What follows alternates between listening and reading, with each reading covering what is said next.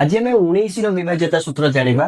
ଦେଖ 133 ଟା 19 ଦ୍ଵାରା ବିଭାଜ୍ୟ କି ନାହିଁ ଆମେ କେମିତି ଜାଣିବା?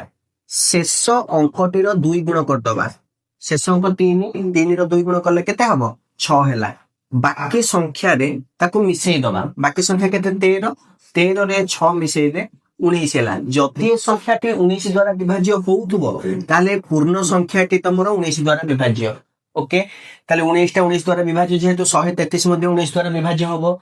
ନେକ୍ସଟ ଦେଖିବା 171, ଶେଷ ଅଙ୍କଟି 1, ୟାର 2 ଗୁଣ କରିଦବା। କେତେ ହେଲା? 2। ବାକି ସଂଖ୍ୟାରେ ମିଶେଇ ଦବା। ବାକି ସଂଖ୍ୟା 17, 17 ରେ 2 ମିଶେଇଲେ କେତେ? 19। ଏଟା 19 ଦ୍ଵାରା ବିଭାଜ୍ୟ, ତାମାନେ 171 ଟା ମଧ୍ୟ 19 ଦ୍ଵାରା ବିଭାଜ୍ୟ ହବ। ତାପରେ ଦେଖ 247 ରେ ଶେଷ ଅଙ୍କ ଅଛି 7, 7 କୁ 2 ଗୁଣ କରିଦବା। କେତେ ହେଲା? 14, 14 କୁ ବାକି ସଂଖ୍ୟାରେ ମିଶେଇ ଦବା। ବାକି ସଂଖ୍ୟା କେତେ? 24, 24 କୁ 14 ରେ ମିଶେଇଲେ 38, 38 ଟା 19 ଦ୍ଵାରା ବିଭାଜ୍ୟ, ତାମାନେ 247 ମଧ୍ୟ 19 ଦ୍ଵାରା ବିଭାଜ୍ୟ ହବ। ତାହେଲେ 304 ଟା 19 ଦ୍ଵାରା ବିଭାଜ୍ୟ କି ନାହିଁ ମତେ କମେଣ୍ଟ ସେକ୍ସନରେ ଜଣାଅ।